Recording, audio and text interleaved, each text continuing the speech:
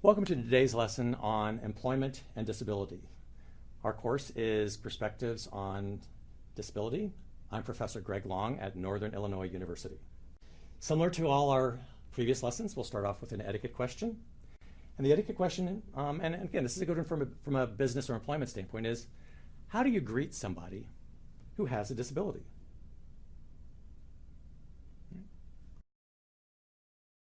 Well, first off, you shake hands, just like you would anyone else. Look them in the eye, offer to shake hands, and note, what if they have no right hand? All right, shake with your left, that's fine. And even in doing so, if you're a little uncomfortable, go with the flow, take the responsibility yourself. As a quick sidelight, my mother was remarried a number of years ago, and she married a farmer. And she told me, oh, when you meet Harold, just as a heads up, he's got very short hair. And I'm like, why would I care about that? What she failed to mention is he had no thumb, right? So that when I went to shake hands with him the first time, normally you think about locking thumbs as you shake hands.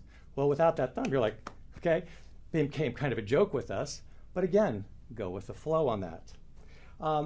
If you're gonna meet someone for the first time, again, look them in the eye, say hello, sit down if you can to talk to them.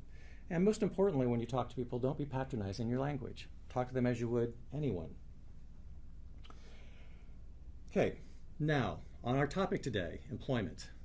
I will tell you that this is a huge topic, and there is no way that I'm going to be able to cover all the relevant things that you might want to know. So again, I encourage you, please go to the readings, go to the websites, check out some of the additional videos we've got posted for you, because this is a topic that is huge. And also, again, very personal to me, because I've worked very hard with my own brother and my stepson in terms of getting them employment.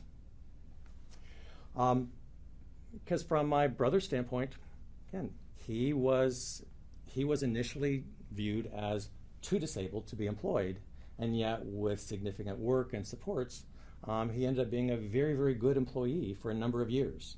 When he came up here to Illinois to live with me, was not able to get the same kind of opportunities for him because we were most concerned with, again, living arrangements, and unfortunately now he works in a sheltered workshop, which breaks my heart, and yet within the environment where he's at, there are very few options and no supports for competitive employment.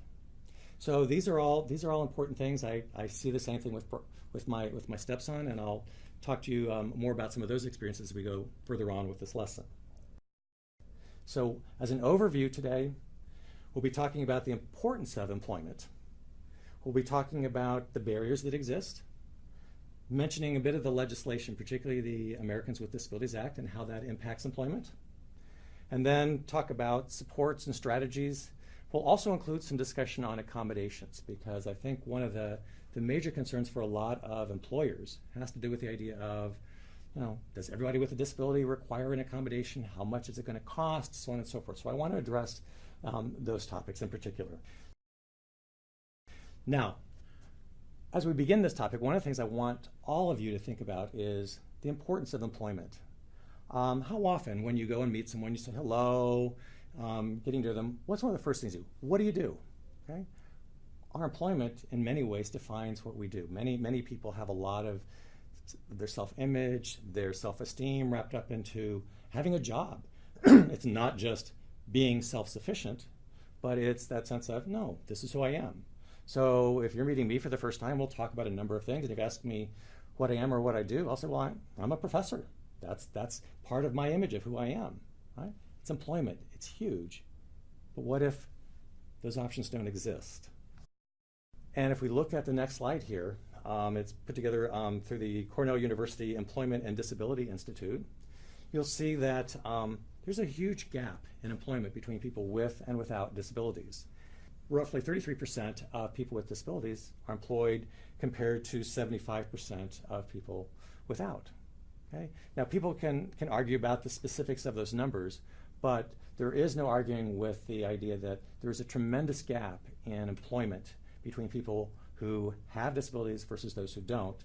And correspondingly then, there's a tremendous gap in terms of income between people with disabilities and those without. If you don't have a disability, you're more likely to be employed and you are more likely to earn more money. Those are the facts that we deal with. And I will say, when we think about employment, company size does matter. Research that's been done says that the larger companies have typically policies toward and more likely to hire individuals with disabilities. When we think about employment, there is always the issue of how a person goes about the job-seeking process. I'd like you to hear from Dale Spencer regarding his approach and attitude toward this. I had the blinders on the fact that my goal was not to worry what that person thought of me, but what I could offer a company to build its business, and that what it was all about. And so, if they had an issue with me, it was their world, not mine. I needed to get a job. I needed to help a company get to that next level, and that was the thought pattern the whole time. I talked to employers in many different audiences, and on the employment issue, that in my experience, it's kind of unique, and I've been in the workforce for probably about 22 years, so I have a different perspective on things. And I would say I'd have to start with, if you don't mind me including this, is the interviewing process. Funny story. So I graduated in May of '91. My mom gave me a 1-month reprieve. Said you could do whatever you want, just hang out, whatever. After that month, that nurturing side went to the tough love side. Said, okay, you know what? You need to get your butt out there, get the suit on. And in '91, number one, the job market was not great. Number two, it was every other day that was about 100 degrees out. So I'm sweating my butt off. Getting to places, get that resume out, get the application out, job applications out. And remember, this is before emails and so forth, and so it was a lot more difficult. You had to do a lot of face-to-face time. So I would look in the paper, I would actually look in the address book, the big phone book, and look at companies such as insurance company, financial planning companies, etc. And I would physically go there to get a job. Now, it's easy to get frustrated in the market, not only that, but the actual physical lack of accessibility to get to these places too. So you had a lot of frustration with me going to jobs. However, at the same time, what was my end goal and what was my job? My job was to get a job, and my end goal was to be employed and to start making money and to be self-sustaining. And it took about 4 months. Went to a job fair. I really hit it off with this vice president of a title insurance company, and he graciously hired me. And I was a salesperson, not inside sales, but it was outside sales. So that opened up a whole different world of challenges. Would also mention this too, because throughout this lesson, I want to dispel a number of myths that we might have. And one that I want to talk about is the idea of, compared to workers without disabilities, we know that workers who have disabilities tend to stay on the job longer. They have fewer scheduled absences, fewer days of unscheduled absences, have nearly identical job performance ratings compared to their non-disabled coworkers, and by and large required no more supervision than their non-disabled coworkers. So we have that knowledge. We know that they're good employees, but yet there are a number of barriers. And I would also argue too, it's good business. It's good business to hire people with disabilities because there's a large labor pool out there. They possess valuable problem-solving skills. As I was just mentioning, they're dependable, reliable, hardworking, and there's been even work to suggest that there's an increase in productivity by having a more diverse workforce. And also, employees reflect your customer base. That you've got customers who are coming to your job, to your place of business, who have disabilities.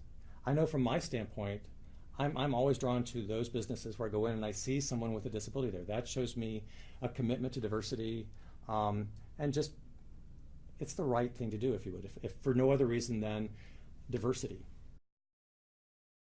So in summary, just want to mention, it's a very big topic, but what we do know specifically is high unemployment rates, higher certainly than non-disabled, certainly lower income, and that there are a number of benefits both to the individual and to employers for hiring people with disabilities.